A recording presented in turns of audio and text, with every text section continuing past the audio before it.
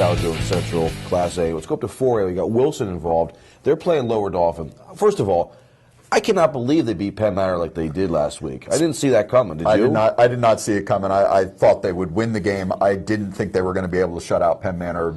Certainly not based on how Penn Manor looked against Cedar Cliff the week before when they come roaring back like that. Credit goes to Wilson, man. They're a tough team to beat once, let alone you get them again. And they had film on Penn Manor that I think they were aware of what Penn Manor wanted to do to them, made the proper adjustments. I mean, that coaching staff, Doug Doms and his staff, they can coach them up there in West Lawn, and kudos to them. I mean, that was a surprisingly easy victory for them, and hats off to them. A program that's been that consistent for this long is really impressive as well. A lot of teams ebb and flows, and they've kept it going. There is no ebb and flow at Wilson. It's just they have plateaued at really, really good, and they don't go anywhere. So. They're playing a program that's been very successful over the years in Lower Dauphin, but they've had some ebb and flows. Both pretty battle-tested. Dauphin comes in 11-1, 12-0 for Wilson. What do you like here? It's a home game for the Bulldogs. Yeah, based on what you see statistically, first touchdown might be enough here. I mean, these are two very, very good defenses. Lower Dauphin, first of all, they finished in a three-way tie in the Mid-Penn Keystone race with Bishop McDevitt and Cedar Cliff, so no slouches there. No. They beat Cedar Cliff 17-7, but they lost to McDevitt in the regular season 25-14. Certainly no shame in that. Last week in the quarterfinals, they beat Exeter 21-3. They hammered Hershey in the first round. So, they're coming in here on a pretty good streak. And they have the Mid-Penn's best defense. 6.9 points per game is what they give up. Reportedly, that's the fourth lowest total in the state. The Reading Eagle, Mike Drago reported that. I don't know if it's fourth best in the state, but that's a darn good number. 6.9 a game. They're really, really stingy against the run. 81.6 yards per game against the run. Only 201 total yards per game. But 4 teams have managed to go for more than 100 yards against them on the ground all year. So that's their focus, is they shut down that run, and they're very, very good at it. Offensively, they run a veer.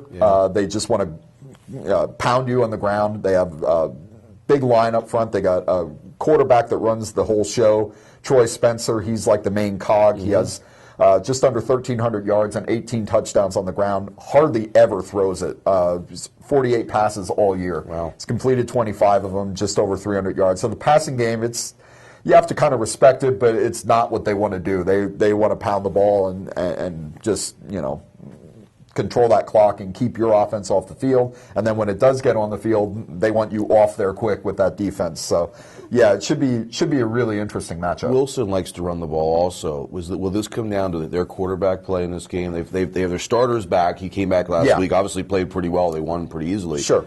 But is that going to come down to if they can throw the ball? Yeah, it could. The thing about Wilson is I think they're a little more two-dimensional on offense than Lower Dauphin is. They have an element of a pass game. Matt Timochenko, the starting quarterback, 1,300 passing yards this year. Now, he's not going to throw for 400 against anybody, but he's a solid quarterback. You mentioned they have a good running game. Interesting, though, they don't really have a number one back right now. It used to be John Rafe Snyder, he's got a little over 800 yards. He was kind of the workhorse early. Lately, though, it's been Shane Dantzler.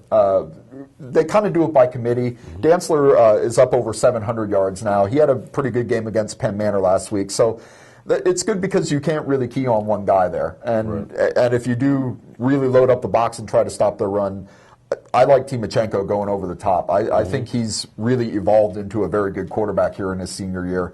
And he'll win a game for you if you let him. You can't just challenge them to throw because they'll be like, well, okay, we'll throw then. Gotcha. So, I think it's a little better matchup for Wilson from that perspective. I think they can do more offensively, so maybe they can attack that defense in different ways.